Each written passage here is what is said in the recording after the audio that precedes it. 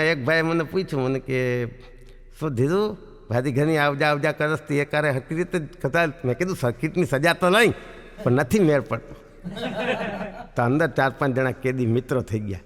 તો મને કે નાના ખીચા કાપીએ છીએ ને એને કહેતા ધીરે હવે આ વખતે છે ને બધા હારે છૂટીએ છીએ 30 તારીખે. તો મેં કીધું હા. એ કે એકાદ બેંક તોડી નાખીએ. એટલે શું મોટો દખો આવી જાય ને તો લાંબી લપ નહીં આસમાં ઝીણું મજા નથી આવતી.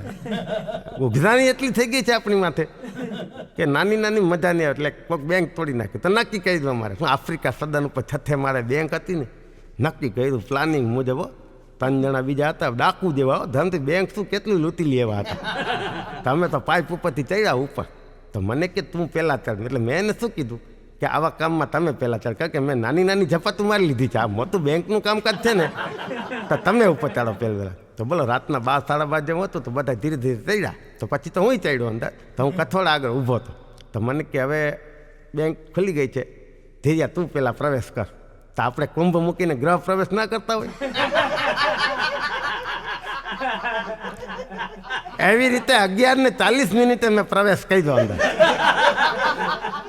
તો ઓલા બાકીના 3 જણા શું કહે ખબર છે કે અમે બારે બધી દેખરેખ રાખીએ છીએ કોઈ પોલીસ ખાતું કે આવતું નથી ને. એટલે ધીરે તું બધું અંદરથી થપાચત કરી લે અને મોટો થેલો ભરી લે પછી અમને આપી દે એટલે તરત જ નીકળી જાય. આપણે બધા ગાડી નીચે તૈયાર જાય ખીચ.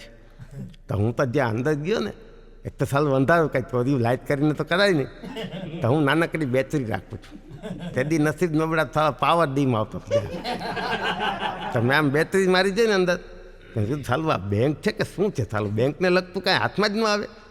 જેમ લાઇટથી જોયું ને ત્યાં તો બકનળી ને ચંબુ ને લોહીના બાટલા ને એવું બધું પહેર્યું ત્યાં. તો મેં કીધું સાલું આ બધું શું છે.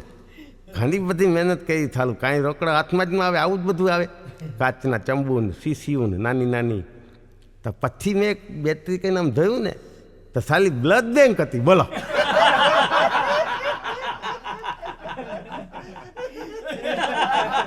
તો બાઈને નીકળીને ઓલા 3 જણાને 6 થપાત મારી દો કે ખોતી આવી ચોરીમાં હલવાઈ જાય. તો એમાં એક જણો તો કહેતો હતો કે મારા બાપુજીને બી ગ્રુપ ચડાવવાનું છે. તો મેં આવડો મોટો બાટલો દીધો મેં કે તારી બા નહીં ચડાવજે ભેગો હાલે. તારા બાપુજીને બી ગ્રુપ ને એ ગ્રુપ ને આવા ઠેકાણે ચોરીઓ કરાવો તમને. થાલું કોરટમાં તોડી નાખ્યો થાલા લોહીની ચોરીઓ કરવા નીકળ્યા છે. એટલે મને ટેન્શન થઈ ગયું. એટલે હું આ મોટા નથી પડતો વસંતભાઈ બહુ ધ્યાન રાખીને કરું છું. જે કાંઈ કરું ને એનું કારણ શું છે મારે પાછું તમારું જવાનું છે. મને એમ નહીં તમે મારા મિત્ર છો ને કાલ સવારે છાંટા તમને ઉડે. મેં કીધું ધીરું મને શું કામ છાંટા ઉડે એનું કારણ છે મિત્ર કાલ સવારે નામ તો તમારે જ આવવાના છે. જાઓ એક તમને કહી દઉં મારે હજી એક જૂનો કેસ બાકી પડ્યો છે. મેં છે ને એક ટ્રેનમાં જરાક જપત કરી લીધી હતી. મેં કીધું એ જૂનું બધું એમ નહીં એમાં શું છે ચૌહાણ સાહેબ છે તો તમે એને જરાક કહેજો ને કે આપણા રિમાન્ડ ના લઈએ. મેં કીધું રિમાન્ડ એનું કારણ શું છે એમને પણ રિમાન્ડ શું લેવાના હું કહી દઉં છું મેં ચોથી કહી પછી શું કામ રિમાન્ડ લઈએ. મેં કીધું તમારી પાસેથી શું ડિમાન્ડ છે પોલીસની જાણવા માટે. એમ નહીં પોલીસ એની જ ડિમાન્ડ જાણે મારી ડિમાન્ડ શું છે એ તો કોઈ જાણશે જ નહીં ને કોઈ દી. મારે કુટુંબ કેમ ચલાવવું મારી ડિમાન્ડ કેટલી છે લંગડીની ડિમાન્ડ કેટલી છે. ચાલો અમારું કાંઈ ડિમાન્ડ જ નહીં. એટલે તમે કહેજો કે રિમાન્ડની વાત ન કરે હું બધું સાચું કહી દઈશ પૈસા ક્યાં નાખ્યા તે શું કહી દઉં છે.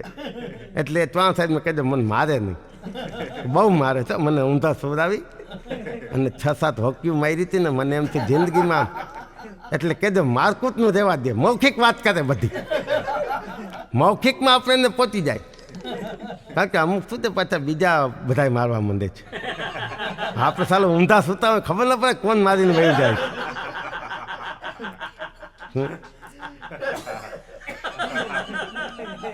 એટલે મેં કીધું તારે શેના બાબતનો કેસ હતો એ મને કહેતો હું જરાક ચૌહાણ સાહેબ એમ નહીં જો વસંતભાઈ ભૂલ તો છે જ મારી હું ક્યાં ના પાડું છું મેં સાહેબ નહીં કીધું.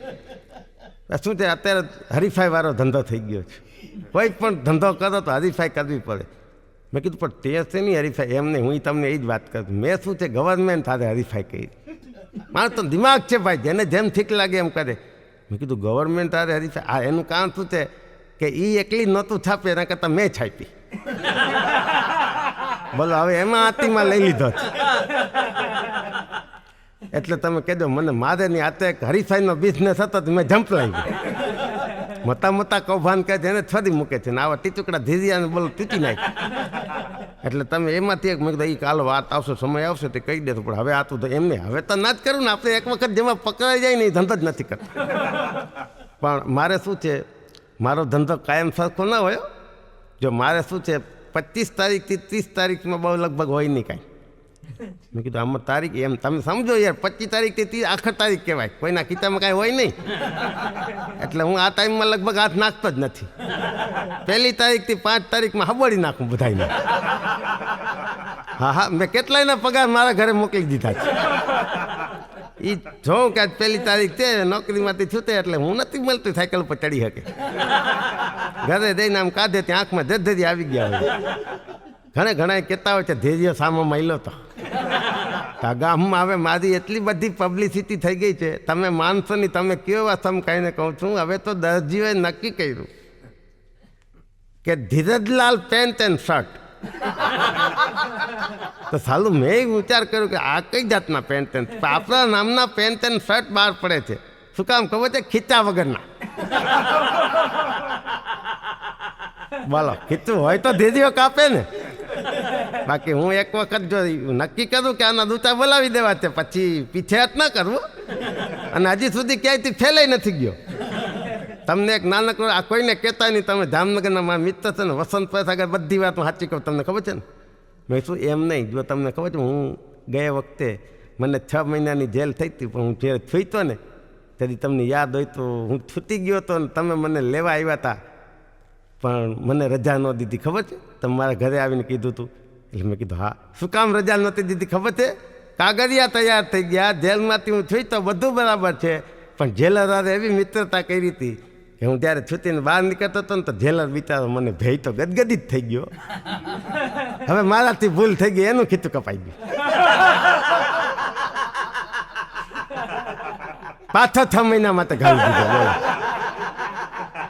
કારણ કે આપણે મને એમ થયું કે એને પ્રેમ દેખાડ્યો છે તો આપણે દેખાડવું, ભલે જેનો જેવો વ્યવસ્થા. એટલે આમ આપણે ક્યાંયથી પીછ્યા જ નથી કરતા. હા, બાકી બધા એ લોકો એની રીતે જવાબ ચુકાદા દેતા હોય. હમણાં કોર્ટમાં જ લ્યું ને, જજ સાહેબે મને કીધું, મને કે તને લાયસન્સ દીધું છે? તો મેં કીધું તો લાયસન્સ દીધું છે તે શું છે, કાંઈ ઉપકાર કર્યો છે? એટલે કે એમ નહીં ધીરિયા, હું જજ છું. હું ક્યાં તને ના પાડું છું તું જજ નથી? તો તું જજ છે તો હું ધીરિયો છું. જજ સાહેબ એમ નહીં, તું એકને એક જજ સાહેબ કે 5 એક્સિડન્ટ કર્યા. જજ સાહેબ તમારી હજી કહું છું ભૂલ થાય છે. 5 નથી કર્યા, 4 જ એક્સિડન્ટ કર્યા છે. તમે ગણતરીમાં થાપ ખાઈ જાવ છો યાર. જજ સાહેબ કે આર્યા 5 જણાને નામ તમે નામ વાંચો યાર. એકનો એક જણો વ્યવહાર છે એટલે 4 જ થયા કહેવાય.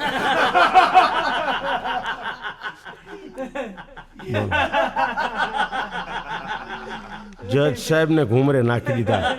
એટલે તમે સજા 4ની જ કરજો યાર. આમ 5-5 ના આવી રીતે તમારે સજા વધતી જાય તો નવરો જ ન પડું ને. એ લોકોને કે સમજીને ચાલતા જાય.